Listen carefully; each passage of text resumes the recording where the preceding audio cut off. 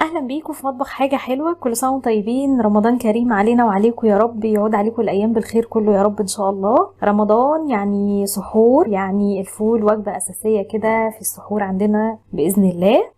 انا كنت عملت معاكم قبل كده الفول، والمره دي هعمله معاكم بس بطريقه مختلفه شويه. الطريقتين هيعجبوكم ان شاء الله باذن الله، وهسيب لكم برده لينك الفيديو التاني. الطريقه دي بس اسهل واسرع شويه من الطريقه الاولانيه. عشان ما اطولش عليكم يلا بسرعه نبدا في مكوناتنا. بس قبل ما نبدا، لو اول مره تشوفونا اشتركوا في القناه وفعلوا جرس التنبيه عشان يوصلكم كل فيديوهاتنا الجديده.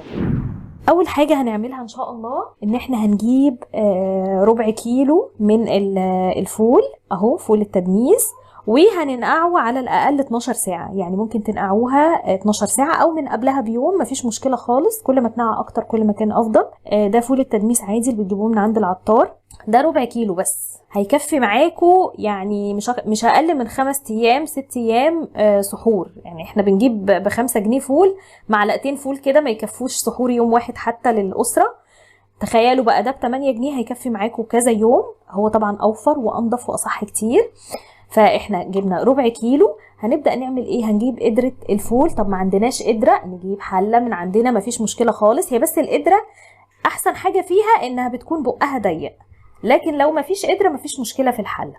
اول حاجة هننزل الفول بتاعنا اهو زي ما انتم شايفين كده، وهننزل عليهم بمعلقتين كبار من الفول المدشوش. ده منقوع برضو من قبلها ب 12 ساعة برضو زي الفول التاني.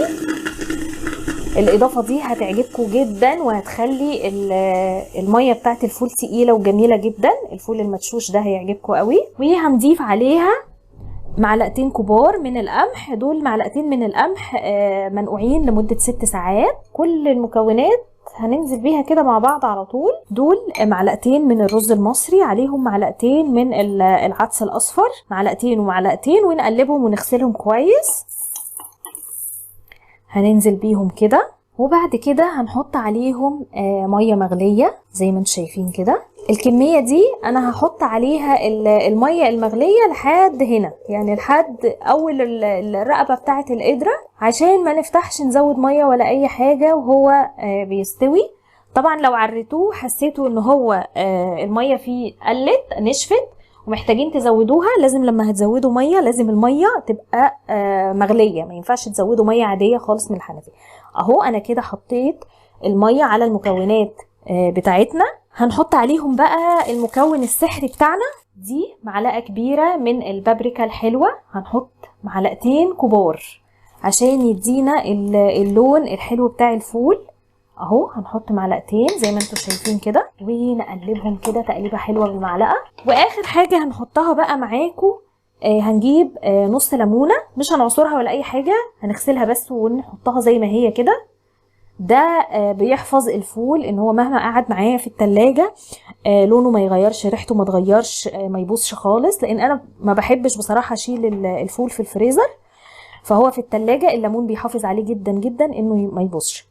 هنعمل ايه؟ احنا كده خلاص خلصنا. هنغطي القدرة بتاعتنا ونوطي النار على اقل درجة حرارة خالص، وهنسيبه من 5 ل6 ساعات على النار هادية خالص، ما نعليش عليه خالص عشان ما يشتش. وبعد كده ان شاء الله اوريكم هيبقى عامل ازاي.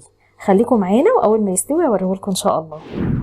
هنا الفول استوى، شايفين عامل ازاي؟ عامل زي الزبدة، بيدوب معانا خالص بالمعلقة كده. انا اتأكدت ان الفول استوى. تعالوا بقى نغرفه وتشوفوا شكله.